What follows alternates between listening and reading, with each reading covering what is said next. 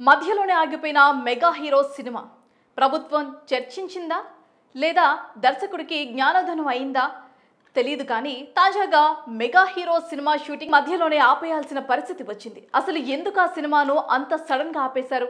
అయితే తాజాగా దర్శకుడు ఈ సినిమాకు సంబంధించిన కీలక విషయాలు వెల్లడించారు. అసలు ఆ సినిమా ఎందుకు ఆపేశారు, ఎవరు కారణమో పూరికి వివరాలు చెప్పేశారు. ఆ వివరాలు ఏంటో ఇప్పుడు చూద్దాం. పోలీస్ డిపార్ట్మెంట్ నుంచి మాకు నోటీసులు వచ్చినాయి, నాకు, హీరోకి, ప్రొడ్యూసర్కి. మెగాస్టార్ చిరంజీవి వేసిన బాటలో మెగా కుటుంబం నుంచి దాదాపు డజన్ మంది హీరోలు తెలుగు చిత్ర పరిశ్రమలో రాణిస్తున్నారు. మెగా కాంపౌండ్ నుంచి లాంచింగ్ జరిగిన తమ సొంత కష్టం ప్రతిభతో ప్రేక్షకులను అలరిస్తున్నారు. కెరీర్ పరంగా జాగ్రత్తలు తీసుకుంటూ మెగా ఫ్యామిలీకి ఎలాంటి మచ్చ లేకుండా చూసుకుంటున్నారు. అంటే గనక నాకు మరో బిడ్డ రామ్ చరణ్ తర్వాత తేజు.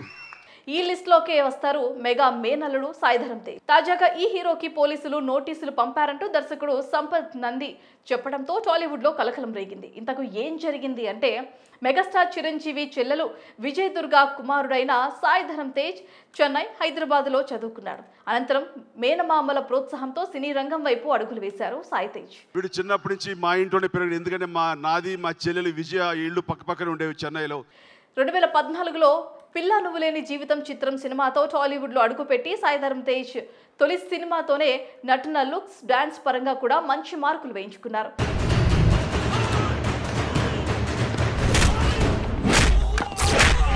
ఆ తర్వాత రై, సుబ్రహ్మణ్యం ఫర్ సేల్, సుప్రీం, తిక్క, విన్నర్, నక్షత్రం, జవాన్, intelligent, Tej I love you, Chitralahari, ప్రతిరోజు పండగే ఇలా తదితర చిత్రాలతో నటించారు.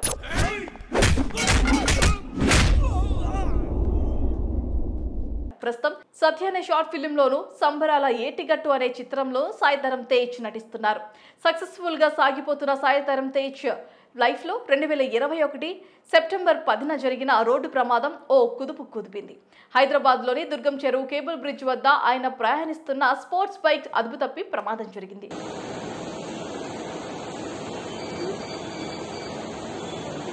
మరి ఈ ఘటనలో సాయి తేజ్ కుడి కన్ను, ఛాతీ, పొట్ట భాగంలో తీవ్ర గాయాలు కావడంతో తొలుత మెడికవర్ హాస్పిటల్లో, తర్వాత జూబ్లీహిల్స్ అపోలో హాస్పిటల్లో చికిత్స అందించారు.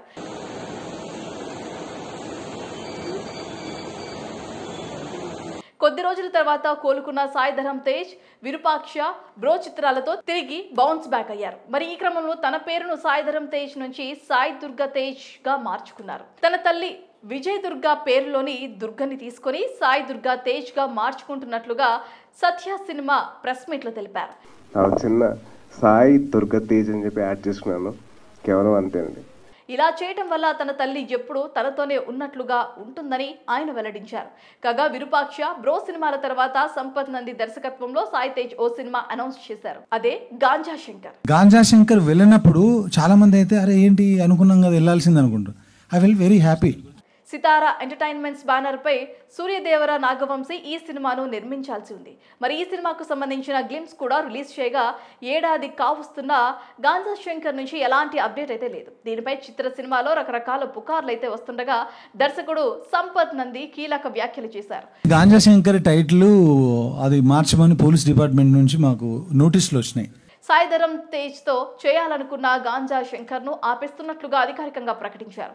టైటిల్ మార్చుకోమని సాయిధరం తేజ్ కు, నిర్మాత నాగవంశీకి, నాకు పోలీసులు నోటీసులు పంపారని, అయితే టైటిల్ మార్చడం కంటే సినిమాను ఆపేయడమే మంచిదనే ఉద్దేశంతో గాంజా శంకర్ ను నిలిపివేస్తున్నట్లుగా సంపత్ చెప్పారు. పోలీస్ డిపార్ట్మెంట్ నుంచి మాకు నోటీసులు వచ్చినాయి, నాకు, హీరోకి, ప్రొడ్యూసర్కి.